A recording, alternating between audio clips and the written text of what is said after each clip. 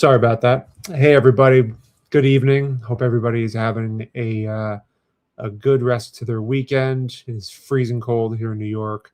Still waiting for that 40-degree weather to come in just to kind of clear the snow out of here and the ice as well. But I hope everybody's having a good weekend. I hope everybody is excited. There are uh, 4 live streams tonight, including mine. So I pushed it back to 5:30 because my buddy Drew from Cheap Clean Shots will be hosting his live stream at 6:30, where he's going to have Orioles pitcher Eddie Watt. I think it's an Ask Me Anything, if I'm not mistaken. Clean Sheep Shot. Excuse me. I said cheap. Anyway, yeah. So Drew, make sure that you go over. Yep, there he is right now. Make sure afterwards, Clean Cheap Shots, you check out the channel. Eddie Watt is going to be going live at 6:30 p.m. and joining him. And it's always a pleasure. Eddie Watt will, will have, I'm sure, a lot to say. So look forward to that. And at 8 o'clock will be Alex of Bowman 53. He is celebrating his 160th live stream. And I believe I'm going to jump in very briefly as a number of collectors are going to be jumping on to highlight some pieces, of their collection that is community-based and community-inspired. So we have that to look forward to as well. And then, of course, last but not least, we have Dan tonight from Dan's Vintage Baseball PC. Will be hosting the 4 Collectors live stream tonight. And what's the guy's name who's joining him tonight? 1 second, because I don't want to get the name wrong. Professor Sports Cards. I thought that's what it was. He's going to be hosting Professor Sports Cards tonight at 9 o'clock. So plenty of content tonight, plenty of live streams for you guys to enjoy. I am doing the warm-up as I usually do, but kind of a preliminary warm-up for a number of live streams that are to come. Let me do a roll call as I typically do, and I'll just kind of go through. Steve with the PH starting us off. Carlisle is here. What's up, Carlisle? Diamond Gems 45. Nick is here. Ruben is here. Jimmy Kirby, good evening. Rob is here from Cash Cards. My co-host Jason is here. Everyday Card Collector. Mike from Jay Hawker, what's up, my friend? Matt the Card Stories here, and we saw that Drew is here. Doug from Joe Wood Collector. Sven is here. Phil Negro Fan 35, and I think we are good. So I had a very good weekend. This was a full-on card show and shop weekend. As you guys know, I'm getting back into the mix of setting up at shows, or trying to. Just tried getting into 2 different shows just now, and I got text messages indicating that they're both sold out. So yeah, I gotta kind of just have to keep bouncing around until I find something available. Perhaps might have to wait till March, but we'll see. In the meantime, I did pick up some inventory pieces that I'm really excited to put in my display case when a show does come up, but also happy to sell to those within the community as well if there's interest. I'll show you the slabs first. I got a Johnny Bench 69 tops for what I thought was a really good price. It's a low grade, but I will say this much, that it's as far as I could tell, I couldn't find any wrinkles, any creases, except soft corners, which I think for a 2.5 is kind of expected, but pretty nice. I know it's such a popular card. It's such a classic card from the tops. Johnny Bench. I mean, arguably, people seem to gravitate to this one the most. I know some people like other years as well. I think the 69 just kind of has the solo card, being it's his first solo card, is just kind of a nice little spark to it. For my Seaver fans, got the Boyhood Photos of the Stars and a PSA 7 today. Picked this up at Garfield. Really sharp looking card. And then I got an O-Pee-Chee of Seaver to put in my display case as well. So 77 O-Pee-Chee and a PSA 6, another sharp-looking card. And the back. Another slab from the other day is got a Larry Doby 52. Got this yesterday at Village Baseball Card, so I picked this up for my display case as well. There's the back. And some raw cards. I'll show you all the raw cards I picked up. Start with the Bob Uecker 63. Really sharp looking card. Corners are pretty dang sharp. And the back looks really great too. Sorry for the glare. Let me see if I can just kind of navigate this a little differently. There we go. That's much better. 67 Gibson. Another really sharp example. Tough to find these pretty well centered. I've always found that the 67 Gibsons are always tough to find centered.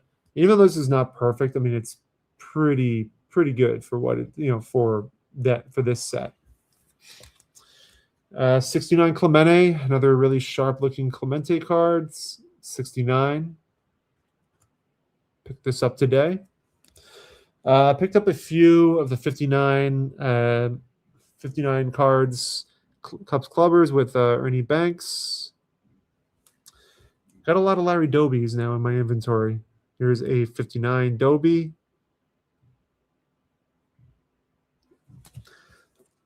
69 Gibson.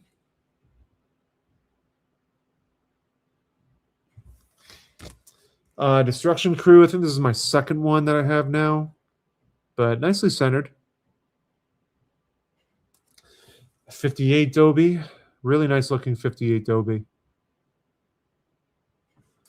58 Hodges. Picked this up yesterday. I thought this looked really good. It's a low grade Yogi Berra, but still respectable. 59 Clemente. Can never get enough of these. I love the 59 sets. I think the 59 sets are awesome. And I got some, like for my $5 pile, really sharp looking 78 Nolan Ryan, the record breaker cards. Got two of them actually. So I thought these would make good for my $5 pile that I put together.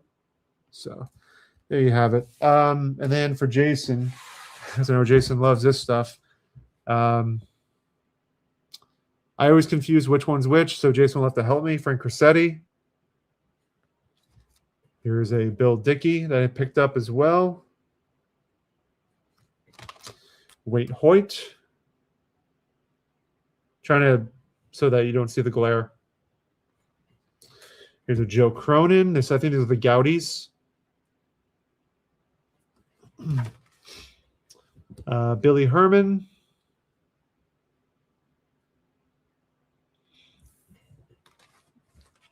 Here's a Bill Terry. Great shot of Bill Terry here. Yeah, Jason's going to help me along the way. And Lefty Gomez to finish it off. So I think I had a really solid weekend of some awesome pickups to put into my display case for whenever I make another appearance at a show. As far as things to look forward to, I don't know if out of the people that are watching right now, for those that don't know that are in the Maryland, DC, maybe somewhat Virginia area, next Saturday, Andrew from Nuff Said Cards is going to be hosting the Net 54 collector hangout or meetup. It has the feel of a card show, but it's not a card show. I'm sure there might be some trades or sales that could happen, but I can say this much, that in one room there's going to be just an incredible display of some of the rarest cards that you'll ever see. I recorded I did the video recording last year, and the stuff that I came across was just out of this world. And so a lot of the Net 54 guys set up. They bring a display case. I'll bring a display case just to show some stuff off. But yeah, it's going to be a blast. It really will be a blast. And I highly recommend those that are in the general area to come. It looks like there's going to be some of the community from here in YouTube coming out as well. I'm just seeing in the chat right now. Warren D and the CLE and Scott looks like they're pairing up again as they were there last year. It looks like Dan from Steel City DW is going to be going. Dan from Vintage Baseball PC is going to be going. I think TJ from TJ is Online is going.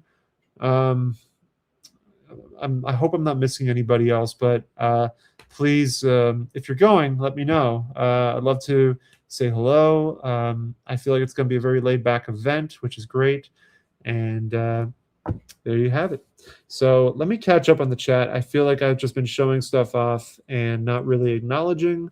So Storkzilla, what is up, man? Evening. Good evening. Orin Cards 44, the Ming, the King. Yeah, talking about the cards. Thank you, Steven. Sharp Dobie. Yeah, man. I did my best to pick up what I like.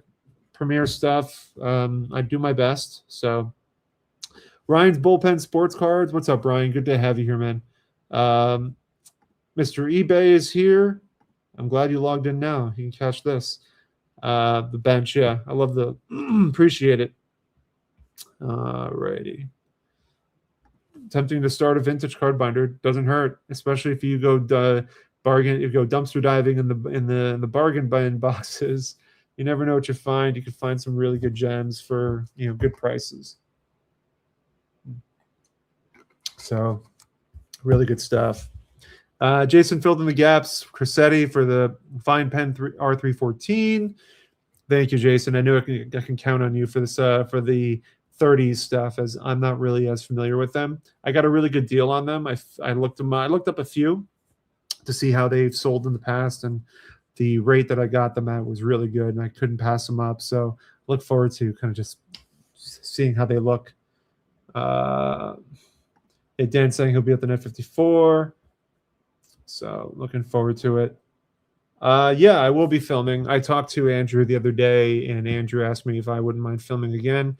Apparently, it's going to be a much larger show, which is exciting. So there's that. Coach Neil, what's up, buddy? And Mangini, what's up, man? Glad to see some royalty here. I wouldn't say royalty. We don't want king. We're not looking for kings. Looking for president, but not kings. So yeah, Mangini, that's right. He's joining Drew at 6:30, interviewing Eddie Watt on Clean Cheap Shots tonight. All right. There you have it. So, yeah. And then the other thing to look forward to in 2 weeks, for those that are in the New York area, New Jersey, New York, Connecticut, I would say, maybe parts of Pennsylvania, if you have the capability of getting to New York City, we will be hosting a vintage trade night, trade afternoon into the night sort of thing at Bleecker Trading. Let me grab the flyer, actually. That would be great. Let me bring that in. 1 second. Where's that flyer? Hoping to get rid of it. Well, I can't find it now, but take my word for it. We will be hosting anyway, Bleecker Trading. We'll be hosting at Bleecker Trading a vintage exclusive trade night, trade afternoon into the night, where you can bring some cards with you if you want to trade, or you want to just display and be able to hang out with some fellow collectors. There's going to be pizza as well. It's free. It is a first come first serve basis, so you have to show up. It starts at 12 p.m. and it goes till 5 p.m. I do want to see if I can find this. So I apologize if let me see if I can find this flyer. There it is. Okay, let's see if we can get it now. Prefer to have the flyer up while I'm talking about it. There it is.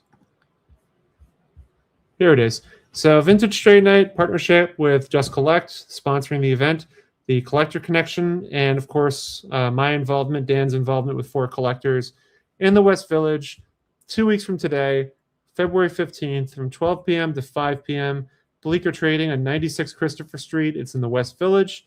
So I hope that those that are watching that are in the area come on by. I think it's a great opportunity to hang out with some other collectors in the area. It's the first time that Bleecker Trading is trying something like this, and so I think it'd be a lot of fun. So again, pizza, it's free, first come first serve. Please join us. There you have it. Oh, one other thing. I've been trying to find something to kind of put my transagram in. It's not a perfect fit, but it is something I wanted to kind of house this nicely so that it would kind of stay pristine. And if, this is a truly a treasure, a marvel, because I mean to find a transagram box like this in great shape can be very tough. So with the card, especially in the back, presenting as nicely as it is. For 1969 transagram, and here's the figurine is something to behold, but it's very cool piece, and I'm glad I was able to find a case for it that fits nicely with it. It's not perfect, but it's pretty solid. It's pretty solid overall. But yeah, man. It definitely is hard to find them. Especially, I've been trying to hunt down the Seaver transagram, and there was an opportunity to buy one or to bid on one, but I got outbid by, I think the person that won is a Seaver collector, like exclusively a Seaver collector, it seems. So he was able to get the Seaver, and chances are I probably won't ever have another opportunity again, but we'll see. It's a really great piece. It does have a brand new look to it, so pretty awesome. Thank you, Stephen. Right. So, all right, let me see what else there is. I'm not as well prepared tonight as I usually am, so I didn't really have much to share. I'm trying to think if there's anything else that was worth sharing. Otherwise, I'm happy to go to the chat if anybody has any questions at all, any inquiries, anything they wanted to discuss. I'm happy to bring it up. I'm trying to think what else there is to talk about, as I don't want there to be dead air. So I'll leave it to the chat to bring up anything that they might want to converse about. Any questions? If you want my opinion on something, I'm happy to answer any questions on that. So,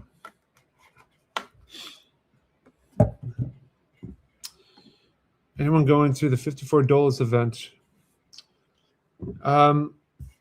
Is that something that was? I thought that I remember seeing something in Net54 posted about that. Let me see.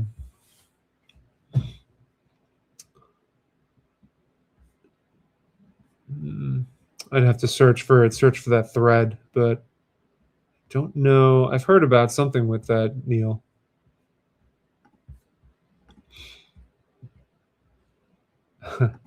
Are we doing a Cardboard and Cold Ones live from Ohio?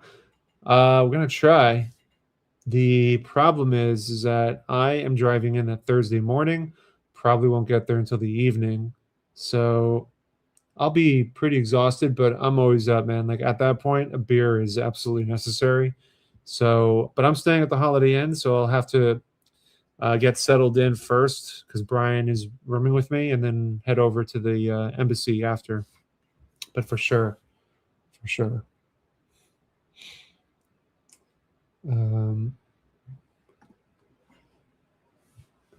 Let's see. Thanks for taking care of PH yesterday. It's going to be awesome in Independence. Knowing I already have a bunch of Jackie oddball to add my PC. Absolutely, I'm glad to do it, Stephen. I'm glad to help out whenever I can. So yeah, you got yourself some stuff on the way for sure. Boston fan said he started planning his Strongsville targets. That's pretty cool. I don't know if you want to share or anything, but I wouldn't blame you if you want to keep that to yourself. Yeah, Dole's event is a social, same event. Okay, thank you, Dan. I wasn't sure if there was a different name for it. Now that you're going to start setting up at shows, are you going to set up at Garfield in the coming future? Perhaps. Not because the next one's on the 15th, and I have the vintage trade night. It's going to be happening on the 15th, so I can't do that. But maybe I'll talk to. I'll have to square it by Gary first to see if he has a table for me. You want to see what I look like without a hat? No, not right now. I'm not in the mood. You've seen me without a hat anyway. You just want other people to see me without a hat. Boston fans, T206 Cy Young glove showing in an authentic or one or a Churchman Ruth. Those are really good cards. The Churchman Ruth, I remember I've probably seen it once or seen it before, but I can't remember what it looks like. So I'm going to pull it up right now just to see. Okay, yeah, I've seen this before. Great. It's a great picture. It's a kind of a, it's a horizontal photo taken of him, an action shot, but it looks great because it kind of gives that a wide view perspective of Babe Ruth. It's a great choice. It's a really great choice. Yeah, Dan was showing us, Jason and I, what he picked up. So I'm not going to spoil it because I'm sure he'll want to share it himself. But it's pretty massive. Oh, well, he mentioned it. T3 Turkey Red Fred Clark. It's magnificent. And Warren D said he picked up his first Burke Ross. Which one did he pick up? Was it from the 50? Was it 51 or 52? Let's see. He has a wonderful flow of lettuce under that hat. I do. The locks are growing, man. They're becoming like Mike Petty, man. They're flowing nicely, very nicely. Crackerjack, Fred Clark, Crackerjacks. Hard to argue those. Just left a local card show. Passed on a Satchel Paige SGC 1. Went back and it was sold. Big loss on my end. Do you have a purchase you passed on that you regretted not buying for the PC? You always kind of you always remember when the times you missed something, and I totally get that. Oh man, I don't know if this really counts because I didn't. It's kind of a strange predicament, strange situation, but I'll mention it. White Plains show a few years, I would say a year and a half ago, 2 years maybe at this point. No, not 2 years, maybe a year ago, a little over a year ago. White Plains show. Before going to it, I reached out to a seller who was selling a 1972 Venezuelan stamp or card. We'll call it a card because that's how I identify it. A card of Tom Seaver. Very, very difficult to find. It's in a 2.5, which is the highest grade. And they were asking like $4,000 on it. And I reached out to the seller and I said, hey, what's your, I can't remember if I said what's your best price on it or just inquired about how we got to the price. And he mentioned that he was actually thinking about raising the price. He thought maybe it was too low. And so I kind of just left it as is because I was not ready. I didn't think paying more than $4,000 for that was feasible. I didn't think should have gone that high. So I kind of forgot about it. And then a couple days later at the show, another Super Seaver collector that I talked to ended up buying that card for a little over $2,000. And I was shocked because I just had no idea. I asked him, I was like, how did you get that seller down from like over $4,000 down to $2,000? And it was just, I think there was some conversation between another dealer in the matter, and ultimately they just somehow were able to get to a deal for like a little over $2,000 for it. And so I think it doesn't really, it's not exactly the same because I wasn't there for the transaction. I technically walked away from what that seller was originally offering, which was over 4 grand for it. But then I found that he sold it for significantly less. Kind of made it kind of it was didn't make much sense. But cheers to the Super Receiver collector that got it. And I ended up getting one for myself ultimately down the road, but just something that always stuck with me.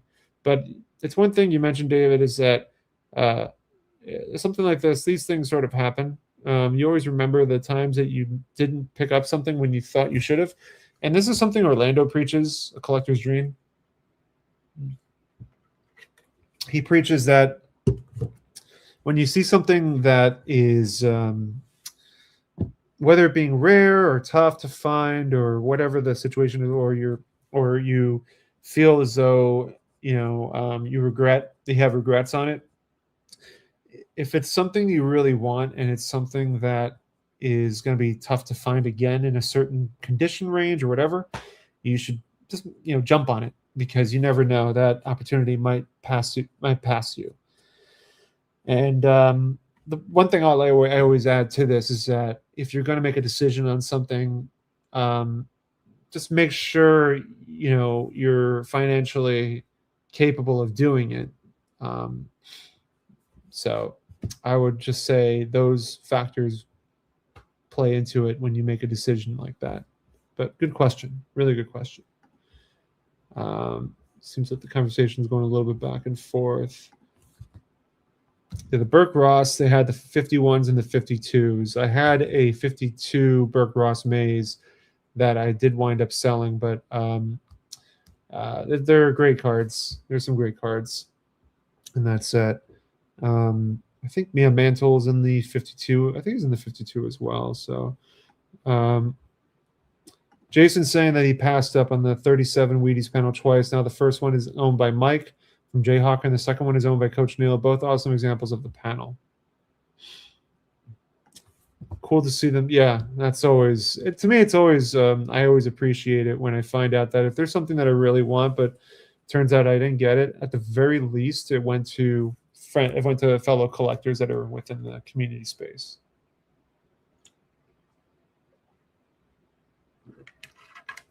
I kind of felt that way when Rick from Vintage Oddball Cards got the American Caramel die cut of Christy Mathewson originally, and so I was really, really pleased to hear that it went to him. And then I'm just more recently, my REA win was the same card, different slab, and so it was kind of nice to be able to finally pick one up. But at the time when that die cut was made available through Mile High, it was I wasn't able to get it at that time, but I'm glad Rick got it, or that he was able to win it. I feel like I lose a lot of the cards to Theo, and I'm just fine with that.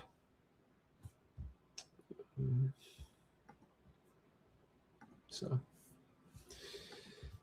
at this point, guys, I'm happy to field any questions you have. I'm here hanging out with you guys. If you guys have any other questions you want to ask, fire away. I'm an open book on that stuff. In the meantime, I'll show you something that I am working on right now. So Philly show is coming up, and I think it's March 7th, 6th, 7th, and 8th. And so I got an autograph ticket for March 7th for Juan Marichal, and started reading his book. I'm about halfway done, a little less than halfway done. And I wanted to try to get as much knowledge on Marichal's life as I could prior to meeting him.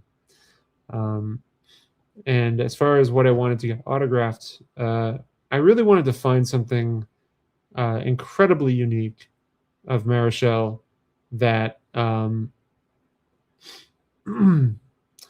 that I think would surprise him at the very least, surprise him or just kind of, open up his, just take him back a little bit.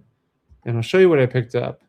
I picked this up from our buddy Phil Gary, who's a dealer and collector. But I picked this up. Now, it might not look like much, but it really is special. This is not a documented set. I don't think it's been recognized or graded before, unless somebody can tell me here that it has. But this is what I would call the Caramello Pilotero of Juan Marichal. The time frame of the card is unknown. It is somewhere in the 60s. Now this, I've seen auctions, I think Brockelman's auctions more recently, this month actually, had a bunch of these cards, not Marichal, but it had like Rico Cardi and a number of other players. And it went for like $130. But obviously the Marichal card will be a standout because of him being a Hall of Famer and, really like a huge star in his own right. So I'm hoping that I can get Marichal to sign this right above his photo. And if you guys can tell, there's a little, he's wearing a cap you'll see on the cap that there's a letter E kind of right in there. And based on what I've read in the book is that every winter when he went back home to the Dominican Republic, he would play for a team called the Escogido. And the Escogido is the logo of the team is that hat, exactly. And so this card was part of a candy box. So this was cut out. And you cut it out, and there's every box I think had different players. I'd be curious to know if he's ever seen this card before, if you can tell me about it. This was a Dominican-based candy of caramel candy.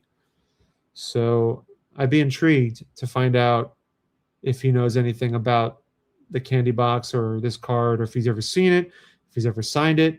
It'd be kind of cool to kind of get some backstory and knowledge on it.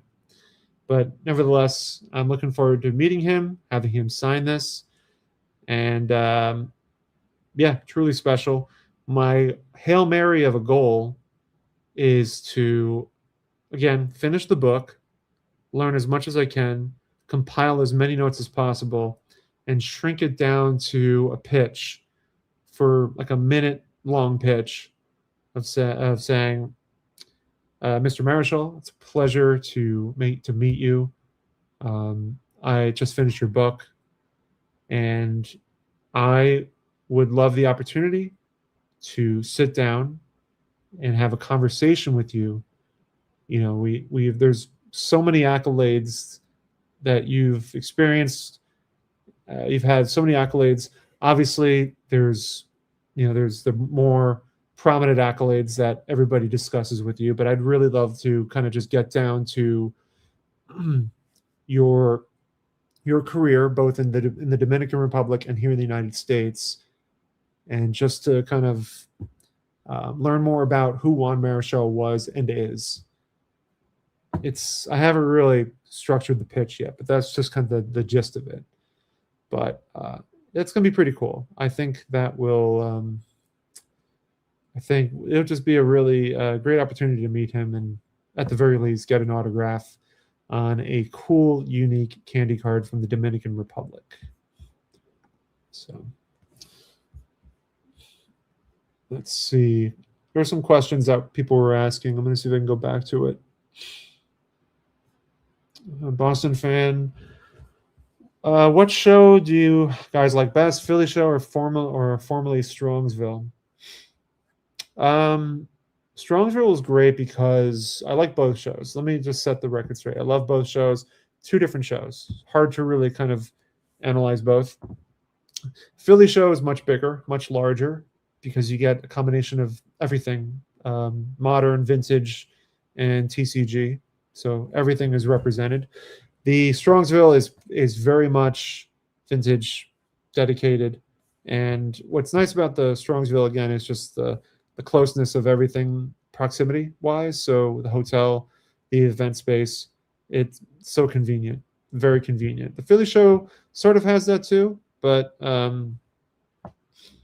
Strongsville is just, I don't know, kind of everything was kind of closer, I guess. So Jason's asking what's everybody's target at Independence if you choose to share. By all means, if anybody wants to share, they can. Philly shows like a mini national, yeah. Mike from Fishkill runs the Fishkill show. He also sets up at the Philly show, so he'll be there as well. Great inventory of stuff, by the way. So Mike, thank you so much for jumping on. Right. Yeah, so Stephen with PH going with Strongsville. Chris from Missouri, what's up, my friend? I don't know. Yeah, I don't think he'll want the card from me, but he'll appreciate it. I'm hoping he'll appreciate it. Thank you, Dan. We'll see what happens. I think a video of Winter Ball stories would be amazing. We don't hear enough about those stories. If time is limited, get the stories we don't hear often. We'll see. I mean, I would love to, get his two. Just kind of get a good, like a solid backstory. Because listen, he's talked about the Roseboro incident. He's talked about the 16-inning matchup against Warren Spahn. I mean, not that I wouldn't want to talk about that with him, but I'd rather talk to him about when he came up. They had to find a place for him to live for the first year or first season or two, and I think him and Maddie Lou, they both lived with this woman named Blanche Williams, who took them in. I guess the Giants worked out a deal, may have paid for the room and board, and they lived with this woman and her husband, Blanche Williams, for a season or two. I think that's fascinating. Like, that sort of stuff is fascinating to me. I think it's fascinating that he played for the Dominican Republic Air Force prior to coming to the Giants, and the government let him go through to play for the Giants. It was a risky move because there's no guarantee, but obviously he became the success that he is. I think a lot of that is attributed to the fact that the Giants had a very strong Latin American presence on the team already prior to him coming. I think, so you had like Felipe Alou was playing for the team. Orlando Cepeda was playing for the team already. So there was a presence there already. And Horacio Martinez, who I've been doing a little bit of digging up on, was one of the scouts for the Giants at the time, a very successful scout. And he also, fun fact, played for the New York Cubans during a time, was it with Martin DeHigo and at the Dykeman Oval. So Horacio Martinez was a great defensive player, and Pompez kind of took him. Alex Pompez, who I think managed or owned the team, took him along with the Giants to become scouts. So pretty cool. Hey, Dan. Yeah, I talked about Garfield already. It was a good show today. Picked up a lot of stuff at the show, and Mookie was there as well.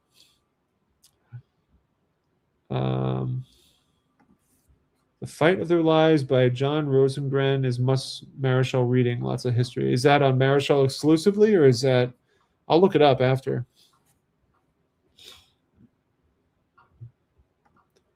I almost went to Garfield today, but went late, almost 11. Did I miss? I wish I would have known, because I would have stuck around, because I have a card to give you, man. You got to get that card in your hands. So.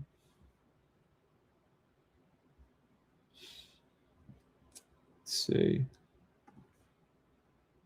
So Dan says he's looking for a 1967 Topps Clemente and a PSA or SGC 8 or 9. That's a big boy card. Big boy card.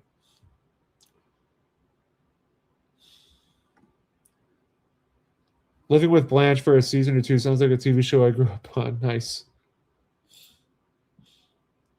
There you go. So All right. I've talked for 40 minutes now. So again, let me leave some links here. I'm sure. Hold on a sec. All right. I'm going to leave the link for the upcoming live streams. So this one, the one I'm leaving in the chat here, this is the next live stream coming up. Drew from Clean Cheap Shots is hosting this one with Mangini, and Baltimore Orioles Hall of Famer Eddie Watt will be making an appearance. It's a live Q&A. You can ask him a question. So that is coming up at 6:30. All right. 1 second. Okay, it looks like Alex has not posted his yet, but he will, I'm sure. 8 o'clock will be Alex of Bowman 53 will be hosting his 160th Card Room Live. So stick around for that as well. I'll leave, at the very least, I will leave a link for his YouTube page where you can click on it and check to kind of refresh and see when he posts his live stream for 8 o'clock tonight. And then finally at 9 o'clock, the Professor Sports Cards will be doing a Q&A, or I think it's a Q&A, Ask Me Anything live stream with Dan from a Vintage Baseball PC. This is, 9 o'clock p.m. Eastern Standard Time. So that will be with Professor Sports Cards at 9 p.m. with Dan on For Collectors. So that is that. You can. I think Andrew said it was like two display case max. So bring some stuff with you. I'm just gonna bring one display case and just fill it up with some cool collection pieces. It's really an opportunity to show off. That's really what it is. Oh man, Don, you're lurking in the back, man. Good to see you here, man. And Don, Don's. I think you're gonna be there. Yep, there he is. I'll be there like always. Look forward to it, my friend. Look forward to seeing you. I think that wraps it up. And again, hold on. Let me just want to recap this again, as I wanted to. Don't forget, guys, again, for anyone watching that's in the New York City region, that's being Connecticut, New Jersey, parts of New York, if you're able to come, it's going to be a great time. Vintage Trade Night, partnership with Just Collect and the Collector Connection. And For Collectors, we'll be hosting a Vintage Trade Night or Trade Afternoon, whatever you're going to call it, from 12 p.m. to 5 p.m., West Village, 96 Christopher Street. So come on out. I hope to see you guys there. It's going to be a lot of fun.